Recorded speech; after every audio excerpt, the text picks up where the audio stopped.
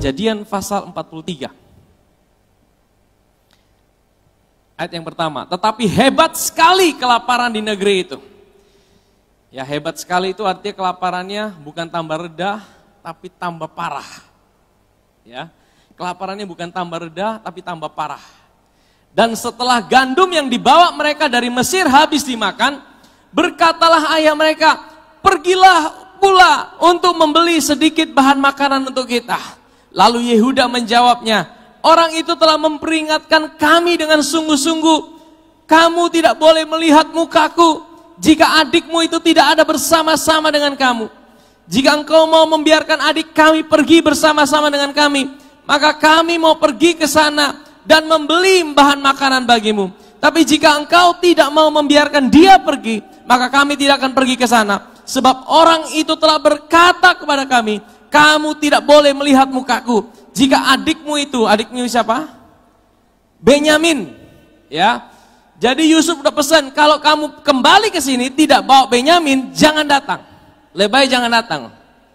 Habis. Wah, mereka takut akan ancaman itu, saudara. Ya. Hari Rabu kemarin saya share gini. Saudara, kadang-kadang waktu kita hidup dalam rasa bersalah, sesuatu yang baik itu datang sama kita. Kita bisa pikir itu sesuatu yang buruk, saudara. Betul tidak, saudara? Apalagi yang buruk. Kalau kita hidup dalam rasa bersalah, kita tidak bisa melihat kebaikan. Tapi kalau kita hidup dalam sebuah kepastian, Tuhan mencintai aku. Dia tidak pernah tinggalkan aku. Dia selalu ada bersamaku. Bahkan di tengah hal buruk kita bisa melihat kebaikan Tuhan. Amin, saudara. Saudara, mari kita baca terus, saudara. Jawab mereka, orang itu telah menanyai kami. Oh, sebentar, ayat berapa tadi? Ayat 6 ya. Lalu berkatalah Israel, mengapa kamu mendatangkan malapetaka kepadaku dengan beritahukan kepada orang itu bahwa masih ada adikmu seorang. Saudara, ini Yakub ini seperti sudah dalam tekanan, dia sudah terhimpit. Akhirnya dia bilang, kalau saudara baca di kejadian sebelumnya, kejadian 42, dia bilang, ini semua sedang melawan aku. Ini kejadian semua ini sepertinya mengintimidasi aku. Ini seperti aku ditinggalkan, semua melawan aku. Sudah pernah mengalami situasi seperti itu? Sudah merasa seperti semua keadaan itu seperti menghimpit hidup saudara. Yakub ini, saudara tahu, dia mengalami situasi terpojok. Karena apa? Saudara tahu, yang paling disayang sama dia siapa? Benyamin. Yusuf udah tidak ada di mata dia, udah mati. Tinggal Benyamin. Dan pilihannya adalah kalau mau kembali ke Mesir, harus bawa Benyamin. Saudara, bagi Yakub, Simeon yang ada di Mesir, dia tidak ingat, saudara. Dia tidak ingat Simeon. Saudara ingat Simeon masih di Mesir? Ya. Jadi 10 pergi, 1 ditahan sama Yusuf. Namanya siapa? Simeon. Untuk apa? Untuk jaminan bahwa kalau mereka kembali, mereka harus bawa Benyamin. Tapi waktu mereka kembali 9 orang, mereka cerita, Yakub bilang, kalian ini kenapa bodoh cerita, masih ada papa, masih ada adik. Mereka bilang, oh bagaimana dia seperti tahu kita semua, nah. Dia sepertinya dia ini tahu kita punya keadaan. Akhirnya kita cerita, tidak tahu disuruh kita bawa ini Benyamin ke sana. Siapa tahu? Nah, saudara tahu. Saudara tahu ini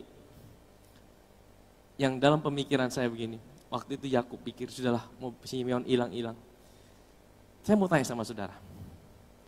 Kira-kira mereka tahu tidak resesi itu akan terjadi sampai 7 tahun? Kira-kira Yakub tahu tidak bahwa resesi itu akan sampai 7 tahun? Tidak tahu, yang tahu cuma siapa? Cuma Yusuf. Yusuf dia kasih tahu sama Firaun. Jadi Yakub pikir, ya sudahlah mau Simeon hilang. Saya bayangkan mereka berdoa sama Tuhan tiap hari setelah menerima makanan. Tuhan cepat resesinya selesai Tuhan. Besok tanam bisa tumbuh kembali Tuhan. Jangan lama-lama Tuhan, ini persediaan cuma 1 tahun Tuhan. Cepat kasih resesi ini selesai. Kira-kira doa mereka dijawab tidak sama Tuhan? Doa Yakub dijawab tidak sama Tuhan? Apakah saudara pikir Yakub berdoa tidak? Kalau saya pikir dia pasti berdoa. Dia pasti datang sama Tuhan. Dia berdoa, Tuhan, dia ajak anak-anaknya 10 orang, mari kita berdoa sepakat. Kita minta hujan turun, kita minta resesi selesai, kita minta ini kesusahan segera selesai. Dijawab tidak sama Tuhan? Dijawab tidak sama Tuhan? Tuhan tidak jawab. Kenapa Tuhan tidak jawab? Tuhan tidak jawab bukan berarti Tuhan lupa. Tuhan tidak jawab bukan berarti Tuhan tidak peduli. Tuhan tidak jawab karena Tuhan mau bawa mereka masuk dalam sebuah rancangan Tuhan yang jauh lebih besar buat bangsa Israel. Tuhan tidak jawab doa Yakub. Bukan berarti Tuhan tidak peduli sama Yakub. Tapi karena Tuhan mau bawa Yakub masuk dalam sebuah rancangan yang besar buat bangsa Israel. Karena kalau mereka tidak dibawa ke Mesir, mereka tidak bisa mengalami perbudakan di Mesir 400 tahun. Dan mereka tidak bisa ngalamin bagaimana mereka merayakan Paskah pertama. Kan dari bangsa Israel itulah mereka akan bisa melahirkan juru selamat, Mesias. Dari bangsa pilihan itulah lahirlah karya keselamatan buat dunia. Saudara, kadang-kadang dalam hidup ini ketika kita mengalami resesi, kalau saya boleh kasih judul hari ini, dari resesi menjadi resepsi. Kadang-kadang dalam hidup ini saudara, waktu kita mengalami resesi, kita berdoa sama Tuhan, kita minta Tuhan, cepat selesaikan resesi ini. Cepat selesaikan masalah ini. Sampai kapan ini selesai? Kita berdoa lebih cepat, lebih baik. Betul tidak saudara? Tapi seringkali kita tidak mengerti apa rancangan Tuhan. Kadang-kadang Tuhan itu bawa kita masuk dalam sebuah situasi di mana seperti tidak ada pilihan lain. Sepertinya Tuhan itu buat kita terjepit. Sepertinya Tuhan itu tidak jawab doa kita. Saudara, saya belajar dari kisah ini. Kalau doa kita belum dijawab sama Tuhan, bukan berarti Tuhan lupa sama kita. Tapi karena dia mau bawa kita masuk untuk satu rancangan yang lebih besar buat hidup kita. Saya pernah bilang gini, waktu kita mulai mau masuk di pandemi ini, saya udah khotbahkan tentang pandemi ini di bulan Januari, saya ingat sekitar tanggal 25 atau 26 tuh, bahwa akan terjadi seperti ini, kalau ini terjadi di seluruh dunia. Dan ini terjadi betul-betul saudara hari ini. Dan saya bilang waktu itu, akan ada satu yang besar yang Tuhan mau kerjakan. Sesuatu yang besar itu apa? Kita tidak tahu saudara. Bahkan sampai hari ini juga saya tidak tahu. Kita manusia, kita tidak tahu segala sesuatu. Kita manusia tidak bisa mengerti segala sesuatu. Tapi satu hal yang kita mau percaya, kalau kita belum tahu segala sesuatu, kita tetap mempercayai bahwa dia Tuhan yang selalu ada buat kita. Bahkan di tengah-tengah situasi sulit sekalipun, dia punya rancangan yang terbaik buat hidup kita. Amin saudara. Di tengah-tengah saat mungkin saudara sedang berdoa hari ini, saudara sedang datang pada Tuhan, saudara bilang, Tuhan kapan ini selesai? Kapan masalahku selesai? Kapan pergumulanku selesai? Dan sepertinya bukan tambah baik, tambah buruk. Firman Tuhan berkata, kelaparan itu semakin hebat saudara. Kelaparan itu semakin hebat. Dan akhirnya membuat Yakub tidak ada pilihan. Tadi dia bilang, sudahlah Tuhan, mau Simeon hilang sudah.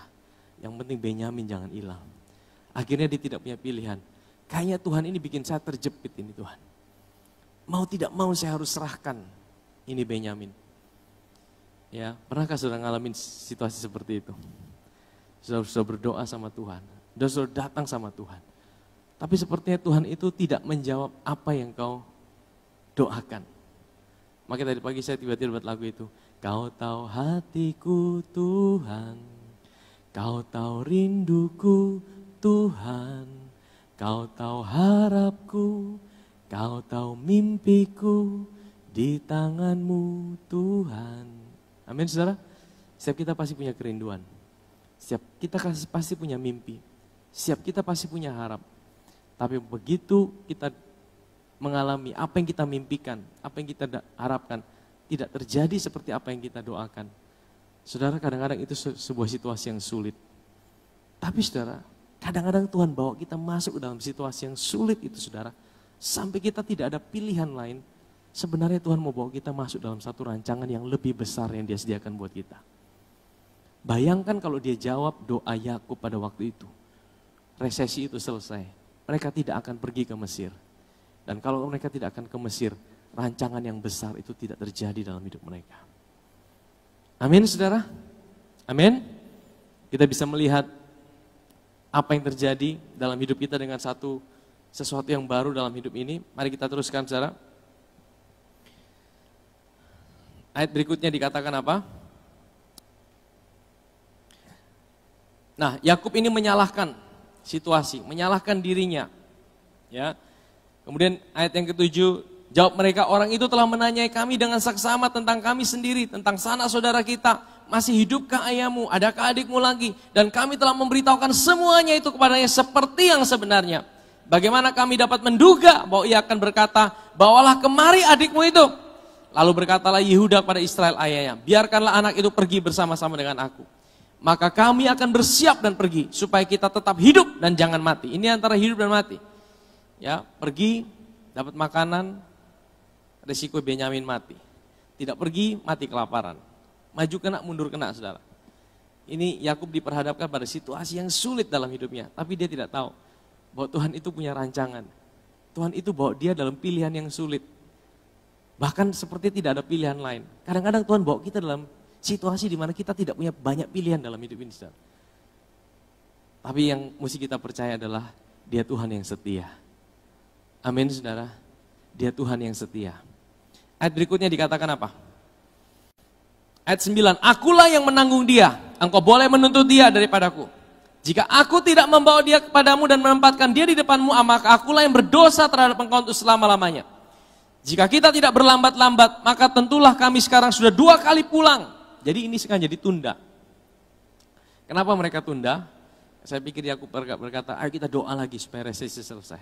Ayo kita doa lagi supaya tidak ada resesi. Ternyata Tuhan tidak jawab doa mereka. Tuhan tidak jawab doa mereka. Resesinya tambah hebat, tambah parah. Lalu Israel ayah mereka berkata kepadanya, jika demikian berbuatlah begini. Ambillah hasil yang terbaik dari negeri ini dalam tempat gandummu dan bawalah kepada orang itu sebagai persembahan sedikit balsam dan sedikit madu, damar dan damar ladan, buah kemiri dan buah padam, dan bawalah uang 2 kali lipat banyaknya. Uang yang telah dikembalikan dalam mulut karungmu itu haruslah kamu bawa kembali. Mungkin itu suatu kekilafan. Nah, saudara, ini otak Yakub mulai jalan, saudara. Yakub tuh otaknya pintar, dia cerdik, saudara. Sampai tua pun otak cerdiknya mulai jalan. Dia ingat dulu dia pernah sama kakaknya Esau. Saudara ingat? Kalau saudara ikuti, dia takut sama Esau kan? Akhirnya apa? Dia suruh bawa dulu barang-barang berharga, suruh maju, suruh bawa dulu semuanya maju. Kemudian apa? Dia datang, suruh keluarganya dulu maju. Dengan apa? Supaya hati Esau itu luluh, tidak jadi marah. Yakub yang sama juga, yang juga punya strategi. Sudah, kalian bawa ini, bawa hasil, bawa uang, bawa persembahan-persembahan yang banyak. Sudah, ini satu gambaran gini, sudah. Ada satu gambaran yang indah. Kadang-kadang kita mau datang pada Tuhan, ya, kita berusaha datang pada Tuhan untuk memperoleh perkenanan Tuhan. Kita pikir kita bisa bawa sesuatu untuk Tuhan sayang sama kita. Tahukah saudara? Tuhan sayang sama saudara, itu bukan karena apa yang saudara buat. Kadang-kadang ketika kita ada dalam sebuah rasa bersalah, kita mau datang sama Tuhan, Tuhan aku mau bayar kebaikan Tuhan. Aku mau bayar pengampunan Tuhan. Aku mau bayar berkat-Mu dalam hidup ini. Sama seperti Yakub, dia bawa semua yang terbaik. Moga-moga hati penguasa itu bisa luluh. Saudara, kalau kita datang pada Tuhan jangan seperti itu. Bukan berarti kita tidak bawa yang terbaik, kita bawa yang terbaik. Tapi bukan supaya merayu Tuhan, supaya sayang sama kita. Tuhan tidak pernah bisa disuap, Tuhan tidak pernah bisa disogok untuk mencintai saudara. Sebelum saudara bisa lakukan apa-apa, Dia sudah sayang sama saudara. Amin, saudara. Sebelum kita bisa buat apa-apa, cintanya itu tidak pernah berubah dalam hidup kita. Kasihnya tidak ditentukan dari situasi saudara. Kasihnya tidak ditentukan dari apapun juga yang ada dalam hidupmu. Datang pada dia sebagaimana ada di dirimu. Waktu engkau ada di gunung, waktu engkau ada di lembah, waktu engkau ada dalam segala situasi, tetap datang pada dia sebagaimana adanya dirimu. Amin saudara. Dan saya percaya Tuhan suka seperti itu. Tidak ada sesuatu yang bisa kita buat untuk menambah kasih-Nya dalam hidup ini. Tidak ada sesuatu yang bisa kita buat juga mengurangi kasih Tuhan dalam hidup ini. Amin saudara. Ya, Yakub dia bawa itu, dia suruh kakak Yusuf bawa seperti itu. Next terus. Bawalah juga adikmu itu, bersiaplah dan kembalilah pula kepada orang itu. Allah yang Maha Kuasa kiranya membuat orang itu menaruh belas kasihan kepadamu. Ya, dia ingat sama Tuhan. Ya. Supaya ia membiarkan saudaramu yang lain. Siapa itu saudaramu yang lain? Bahkan dia tidak ingat nama Simeon.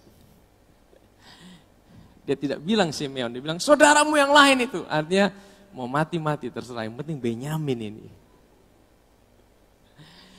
Saudaramu yang lain itu beserta Benyamin kembali. Ya, mengenai aku ini. Jika terpaksa aku kehilangan anak-anakku, biarlah juga kehilangan. Menurut saudara, ini statement Yakub ini, dia berserah atau menyerah? Menyerah atau berserah? Menyerah dan berserah itu beda-beda tipis, saudara. Kadang-kadang tidak ada yang bisa tahu. Ya, perkataan Yakub ini bilang, kalau aku mau kehilangan sudahlah, mau hilang-hilang. Ya kan? Ini ada yang mengartikan dia sudah putus asa. Artinya dia bilang sudahlah, mau hilang-hilang. Tapi ada juga yang mengartikan dia punya sebuah komitmen, Tuhan, apapun yang terjadi dalam hidupku, aku tetap percaya bahwa Tuhan itu Tuhan yang baik. Tuhan ada. Nah, saudara, berserah itu artinya apa? Saudara mempercayai Tuhan, bahkan dalam segala situasimu, dan engkau tetap punya pengharapan di dalam Dia. Amin, saudara. Kalau saudara menyerah, artinya saudara sudah putus asa, sudah tidak lagi percaya sama Tuhan, sudah mau jadi apa-apa, sudahlah. Tuhan, beta sudah capek Tuhan. Beta sudah mau hidup lagi. Angkat beta cepat-cepat dari dunia ini. Nah, itu berserah atau menyerah, saudara? Itu menyerah. Sebenarnya kita di dunia ini seringkali kita menyerah. Tidak ada ya, di tempat ini kita berserah semuanya. Luar biasa, saudara ya. Tapi berserah dan menyerah itu beda-beda tipis, saudara.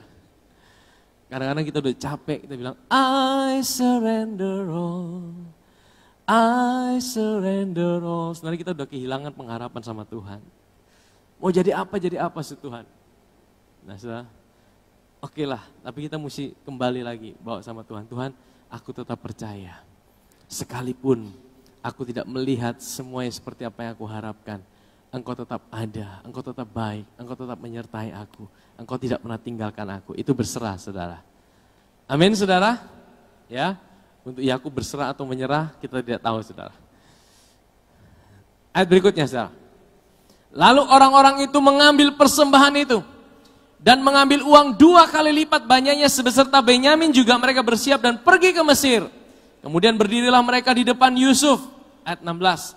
Ketika Yusuf melihat Benyamin bersama-sama dengan mereka, berkatalah ia kepada kepala rumahnya, bawalah orang-orang ini ke dalam rumah, sembelilah seekor hewan dan siapkanlah itu, sebab orang-orang ini akan makan bersama-sama dengan aku pada tengah hari ini. Saudara, kepala rumah itu namanya siapa, saudara? Ada yang tahu namanya kepala rumah apa? Kepala rumah Yusuf, tahu? Ada yang tahu? Nanti saya akan kasih tahu ya. Ayat berikutnya, saudara, ayat 17. Kepala rumah Yusuf itu melakukan seperti yang dikatakan Yusuf dan dibawanyalah orang-orang itu ke dalam rumah Yusuf. Ayat 18. Lalu ketakutanlah orang-orang itu karena mereka dibawa ke dalam rumah Yusuf. Kata mereka, yang menjadi sebab kita dibawa ke sini ialah perkara uang yang dikembalikan dalam karung kita pada mulanya. Supaya kita disergap dan ditangkap, supaya kita dijadikan budak dan keledai kita diambil. Saudara, mereka mau diajak makan itu sesuatu yang baik atau tidak, saudara? Saudara lihat, kalau orang dikejar rasa bersalah, sesuatu yang baik bisa dilihat sebagai sesuatu yang buruk, saudara. Bahkan berkat Tuhan, itu bisa dilihat Tuhan mau jebak saya apa lagi nih Tuhan. Tuhan mau bawa saya masuk dalam perkara apa lagi? Ya, kalau orang masih hidup dikuasai oleh rasa bersalahnya, mereka belum dipulihkan, saudara. Mereka belum ketemu Yusuf, mereka belum rekonsiliasi, mereka belum tahu Yusuf. Mereka masih dikejar rasa bersalah. Maka ini satu hal yang sangat penting, saudara. Ya, kalau rasa bersalah tidak selesai, hal baik pun bisa jadi seperti kita lihat jadi hal buruk, saudara. Mereka bilang, kenapa lagi ini? Ini pasti kita mau dihukum ini. Kita mau ditangkap ini. Ya, baca terus, saudara. Ayat 19. Karena itu mereka mendekati kepala rumah Yusuf dan berkata kepadanya di depan pintu rumah. Next. Mohon bicara Tuhan, kami dahulu datang kemari untuk membeli bahan makanan. Mereka buat pengakuan dosa. Tapi ketika kami sampai ke tempat bermalam dan buka karung kami, tampaklah uang kami masing-masing dan tidak kurang jumlahnya ada dalam mulut karung. Tapi sekarang kami membawanya kembali. Next. Uang lain kami bawa juga kemarin untuk beli bahan makanan. Kami tidak tahu siapa yang taruh uang kami itu dalam karung kami. Ayat 23. Tapi jawab kepala rumah Yusuf, tenang sajalah, jangan takut. Allahmu dan Allah bapamu telah berikan kepadamu apa? Harta terpendam dalam karungmu. Uangmu itu telah kuterima. Kemudian dikeluarkannya Simeon dan dibawanya kepada mereka. Saya mau tanya, siapakah kepala rumah Yusuf itu? Ada yang tahu namanya? Saya juga tidak tahu, saudara. Tapi saya mau bilang ini sebuah gambaran yang indah. Maksudnya gini, saudara. Yusuf itu adalah Yesus, betul? Yusuf itu Yesus. Kepala rumah itu, dia tidak ada namanya. Bukan berarti tidak ada nama, tapi dia tidak disebutkan namanya. Ini gambaran dari Roh Kudus. Roh Kudus selalu menunjuk kepada Yesus. Dia selalu kasih tahu apa yang Yesus kerjakan. Amin, saudara. Roh Kudus itu yang selalu kasih tahu di dalam hidupmu ada harta tersembunyi yang Tuhan sudah kerjakan dalam hidupmu. Amin, saudara. Percayakah saudara hari ini ada Roh Kudus dalam hidup saudara? Dia mungkin dia tidak mau dikenal, kadang-kadang kita juga tidak kenal dia. Yang kita kenal cuma Yesus, kita sering panggil berdoa bilang Bapa, Yesus. Tapi Roh Kudus seringkali kita lupa, tapi dia adalah pribadi yang ada dalam hidup kita. Dan dia selalu ingatkan kita, ada harta tersembunyi di dalam hidup saudara dan saya. Amin, saudara. Kita berikan tepuk tangan buat Tuhan. Ini sebuah gambaran yang indah, saudara. Ya, next. Setelah orang itu membawa mereka ke dalam rumah Yusuf, diberikannya air supaya mereka membasuh kaki. Juga keledai mereka diberinya makan. Sesudah itu mereka menyiapkan persembahannya, menantikan Yusuf datang pada waktu tengah hari. Sebab mereka telah mendengar bahwa mereka akan makan di situ. Ayat 26. Ketika Yusuf telah pulang, mereka bawa persembahan yang ada pada mereka kepada Yusuf dalam rumah. Lalu sujud kepadanya sampai ke tanah. Saudara, Yusuf ingat mimpinya lagi. 20 tahun yang lalu itu terjadi. Minggu lalu saya bilang, kadang-kadang kita lihat mimpi orang lain sudah terjadi. Yusuf mimpi dia 20 tahun lebih baru terjadi. Padahal dia menafsirkan mimpi Firaun langsung terjadi. Dia menafsirkan mimpi kepala minuman langsung terjadi. Tapi mimpinya dia sendiri 20 tahun baru terjadi. Saudara, kadang-kadang mimpi kita itu sepertinya tidak terjadi, saudara. Tapi bukan berarti Tuhan lupa. Amin, saudara. Dan jangan iri satu dengan yang lainnya. Tapi saudara, saya ingin bawa kita lihat di sini. Ini satu gambaran yang indah. Mereka datang sama Yusuf, mereka menyembah sama Yusuf. Kira-kira kenapa mereka menyembah sama Yusuf? Karena takut, betul? Takut apa? Takut yang pertama, takut mereka dibunuh karena dituduh mencuri uang. Yang kedua, takut karena kelaparan. Karena kalau mereka tidak menyembah, nanti mereka tidak dapat makanan. Saudara, ini seringkali menggambarkan hubungan kita dengan Tuhan. Kenapa kita datang pada Tuhan? Kenapa saudara mau datang pada Tuhan? Apakah saudara datang pada Tuhan karena saudara takut tidak diberkati sama Tuhan? Apakah saudara datang pada Tuhan karena takut Tuhan tinggalkan hidup saudara? Ya, saya pernah share tentang iman yang egois. Iman yang egois itu adalah ketika kita datang pada Tuhan, Tuhan kasih aku kesembuhan, Tuhan kasih aku masa depan, Tuhan kasih aku ini dan itu. Itu salah tidak, saudara? Sebenarnya tidak salah, saudara. Ada seorang dalam Alkitab, wanita pendarahan 12 tahun. Waktu dia datang pada Tuhan pertama kali, sebenarnya dia mau apa, saudara? Dia cuma minta kesembuhan. Dia tidak mau berjumpa dengan Yesus secara pribadi. Betul tidak, saudara? Dia tidak mau kenal Yesus secara pribadi. Dia bilang, asalku jamah saja jubahnya dari belakang, aku pasti sembuh. Waktu dia jamah, dia sembuh. Tapi Tuhan tidak pernah membiarkan orang yang datang pada dia, mungkin motivasi dia salah pada awalnya. Tapi ketika dia berjumpa dengan cinta Tuhan, Tuhan akan ubah motivasinya. Amin, saudara. Mungkin hari ini ada yang datang pada Tuhan, Tuhan aku mau pekerjaanku diberkati. Tuhan aku mau usahaku diberkati. Tuhan aku mau keluargaku diberkati. Tuhan aku sakit, aku minta kesembuhan. Salah tidak? Tidak salah. Waktu engkau datang pada Tuhan, datang terus pada Tuhan. Saya percaya Tuhan akan ubah hati saudara. Amin, saudara. Tuhan akan ubah hati saudara. Sama seperti dia ubah hati wanita ini. Ya, tapi memang Tuhan inginkan kita. Jangan datang pada dia karena sudah takut tidak diberkati oleh dia. Jangan datang pada dia karena takut. Agama selalu mengajarkan seperti itu. Agama selalu ajarkan hubungan timbal balik. Kalau engkau baik sama Tuhan, Tuhan akan baik sama hidupmu. Kalau engkau setia sama Tuhan, Tuhan akan memberkati, Tuhan akan lakukan ini dan itu dalam hidupmu. Sepertinya ada hal yang harus kita kerjakan supaya Tuhan itu mengasihi hidup kita. Saudara, Tuhan tidak seperti itu, saudara. Dia mau kita datang pada dia. Jangan dengan sebuah ketakutan.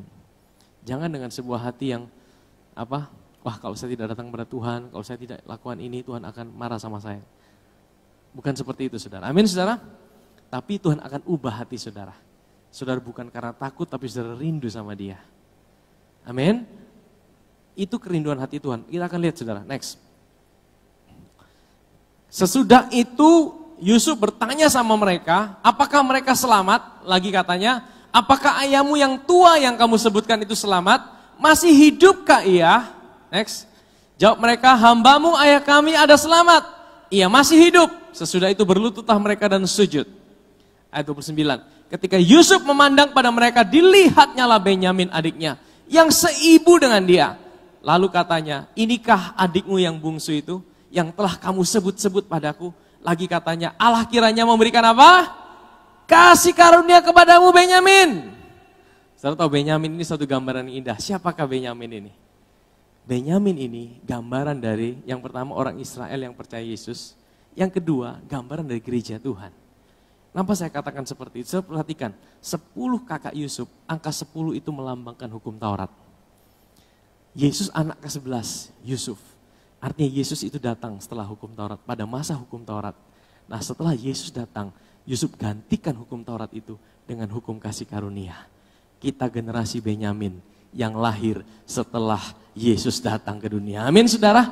Siapakah generasi Benyamin itu? Saudara dan saya gereja Tuhan. Kita generasi Benyamin saudara. Tuhan bilang apa? Kasih karunia buat kamu. Ini masa kasih karunia Tuhan dilimpahkan buat gerejanya. Amin saudara. Next terus. Ayat 30.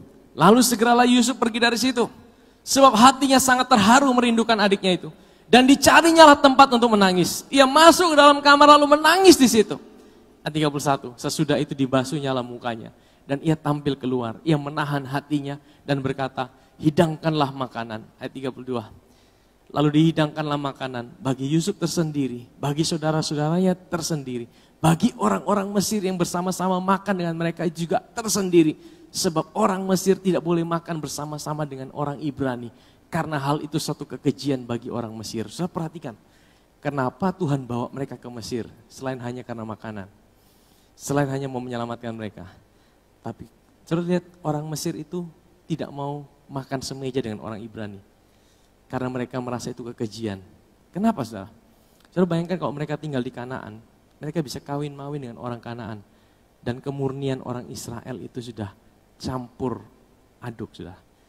Tapi Tuhan bawa mereka tinggal di Mesir. Sehingga orang Mesir tidak mau bergaul dengan mereka. Orang Mesir makan saja tidak mau. Akhirnya apa saudara? Kalau saudara tahu 400 tahun orang Israel tinggal di tanah Goshen. Mereka tinggal sendiri, mereka kawin-mawin sendiri. Mereka beranak cucu sendiri, tidak kawin dengan orang Mesir. Dan Tuhan memelihara hidup mereka. Tuhan pisahkan mereka, tidak kawin campur dengan orang Mesir. Tahukah saudara, ini satu gambaran yang indah. Ya, kalau mereka kawin campur, maka orang Israel tidak lagi murni pada waktu itu. Untuk melakukan rancangan yang besar itu, dia harus pakai seperti ada bencana. Bencana, dalam bencana ada rencana Tuhan. Amin, saudara. Dalam bencana ada kebaikan Tuhan. Seperti kelaparan itu bawa mereka harus ke Mesir. Tapi di Mesir itu Tuhan punya rancangan yang hebat buat mereka. Amin, saudara. Next terus. Saudara-saudaranya itu duduk di depan Yusuf. Dari yang sulung sampai yang bungsu. Sehingga mereka berpandang-pandangan dengan heran. Next. Lalu disajikan kepada mereka hidangan dari meja Yusuf. Tapi yang diterima Benyamin adalah apa? 5 kali lebih banyak. Saudara menerima 5 kali lebih banyak. Engkaulah generasi Benyamin. Amin, saudara. Saudara menerima 5 kali lebih banyak. Ya, yang diterima Benyamin 5 kali lebih banyak dari setiap orang yang lain. Lalu minumlah mereka dan bersukaria bersama-sama dengan Yusuf. Saudara, saya mau tutup dengan ini, saudara. Mereka diundang makan sama Yusuf. Ini satu gambaran yang indah. Tuhan kita juga suka makan sehidangan dengan kita. Amin, saudara. Makan sehidangan itu bicara tentang sebuah keintiman, saudara. Di tempat makan itu tempat bisa sharing, bisa bercerita. Ya kan? Tuhan itu adalah Tuhan yang rindu makan dengan kita. Kalau saudara perhatikan, Yesus itu dikatakan dia seorang pelahap. Yesus tidak melulu dalam hidupnya, kalau saudara baca, bukan urus masalah rohani saja. Ayo kamu harus puasa, ayo kamu harus berdoa, ayo kamu baca firman tiap hari. Tidak, saudara. Yesus pergi dengan muridnya, dia selalu makan. Bahkan dia seorang yang suka menyiapkan makanan buat murid-muridnya. Betul tidak, saudara? Waktu di pinggir Danau Galilea, dia siapkan makan pagi buat murid-muridnya. Ya, bahkan di perjamuan makan terakhir, dia juga yang memimpin perjamuan, dia yang memecahkan roti, dia yang atur makanan. Saudara, ini memberikan gambaran apa? Tuhan kita bukan hanya peduli dengan hal-hal yang rohani saja, tapi hal-hal yang mungkin secara natural dalam setiap area kehidupan kita dia juga peduli, saudara. Tapi ini makan ini bicara sebuah keintiman. Dia mau kita mengalami keintiman dengan dia. Tuhan kita itu bukan Tuhan yang mati hanya untuk kasih saudara tiket mati masuk surga. Tuhan kita bukan hanya Tuhan yang kasih saudara tiket kepastian mati masuk surga kemudian dia tinggalkan. Sudah ya, saya sudah kasih kamu tiket, kamu berangkat sendiri. Tidak, saudara. Tapi dia Tuhan yang rindu memiliki sebuah hubungan dengan saudara dan saya. Amin, saudara. Itu Tuhan kita. Dia Tuhan yang rindu makan sehidangan dengan kita. Mari kita buka Wahyu pasal 3 ayat 20. Wahyu pasal 3. Lihat, aku berdiri di muka pintu dan mengetok. Jikalau ada orang yang mendengar suaraku dan membukakan pintu, aku akan masuk mendapatkannya dan apa? Akan makan bersama-sama dengan dia dan ia bersama-sama dengan aku. Kenapa Tuhan bilang makan? Ini bicara sebuah keintiman. Ya, maksud Tuhan apa, saudara? Di dalam Mazmur 23 ayat yang kelima, coba buka. Engkau menyediakan hidangan bagiku di hadapan lawanku. Maksudnya apa, saudara? Maksudnya Tuhan gini, saudara. Tuhan suruh kita makan sama dia. Bahkan sebelum masalah kita selesai. Kebanyakan kita, kalau pergumulan kita belum selesai, masalah kita belum selesai, kita punya banyak persoalan, kita bisa makan tidak, saudara? Makan bisa, tapi makan mungkin tidak tenang, saudara. Mungkin makanan itu harganya jutaan, tapi waktu kita makan dengan stres, dengan pikiran yang berat, seperti kita tidak nafsu makan, sepertinya tidak bisa nikmati makan. Ada orang yang kalau stres, makannya tambah banyak. Tapi saya percaya dia makan juga dia tidak bisa nikmati makanannya, saudara. Mungkin karena, waduh, tidak ada yang dikerjain, sudah makan saja. Tapi makan sambil pikiran terus, saudara. Tapi ada orang juga yang waktu dia stres, dia tidak bisa makan. Makan rasa tidak nikmat. Nah, saudara, Tuhan mau bilang gini. Kenapa dia bilang, aku menyediakan hidangan bagimu di hadapan para lawanmu. Artinya gini, saudara. Tuhan bilang, sekalipun masalahmu belum selesai. Sekalipun jalan keluar itu engkau belum lihat. Tapi aku mau engkau makan. artinya menikmati aku. Engkau menikmati aku. Waktu engkau menikmati aku akan mengerjakan itu buat kamu. Bukan berarti kemudian kita tidur-tidur kita tidak buat apa-apa, saudara. Bukan, saudara. Waktu kita menikmati Tuhan, saat di tengah-tengah situasi sulit, saat di tengah-tengah situasi yang sepertinya tidak memungkinkan, kita bilang Tuhan, menikmati Tuhan itu bukan berarti engkau harus menyendiri di kamar berjam-jam. Kalau engkau punya waktu seperti itu bagus. Tapi kalau engkau sibuk setiap hari harus melakukan sesuatu, dalam apapun yang engkau jalani, engkau ingat Tuhan. Engkau ingat bahwa Tuhan ada bersamamu. Engkau ingat kebaikannya, itu seperti engkau makan dia. Waktu engkau makan dia, saudara, ada sebuah kekuatan yang baru. Masalah udah selesai, masalah belum selesai. Udah ada jalan keluar belum kelihatan. Tapi waktu engkau menikmati dia, ada sebuah kekuatan yang baru. Tiba-tiba Tuhan kasih engkau hikmat, tiba-tiba ada sebuah jalan keluar, tiba-tiba ada sebuah hal yang Tuhan bukakan dalam hidupmu. Saudara, ini yang menjadi kerinduan Tuhan dalam hidup kita. Makan sehidangan dengan dia. Mari kita nikmati makan bersama Tuhan. Waktu kita nikmati makan bersama Tuhan, saya percaya itulah kekuatan kita. Amin, saudara. Di dalam kesibukan kita setiap hari, di dalam tempat kerja kita, di dalam situasi kita, seringkali apa yang saudara mau renungkan dalam hidup ini. Ya, seringkali kita lebih renungkan masalah kita. Kita renungkan lawan kita renungkan situasi yang buruk dalam hidup ini. Tapi Tuhan bilang, mari makan bersama aku. Makan bersama aku. Waktu engkau makan bersama Tuhan, ada sebuah kekuatan. Dan kekuatan itu Tuhan akan bawa hidup saudara melewati semua yang sedang kau hadapi. Amin, saudara.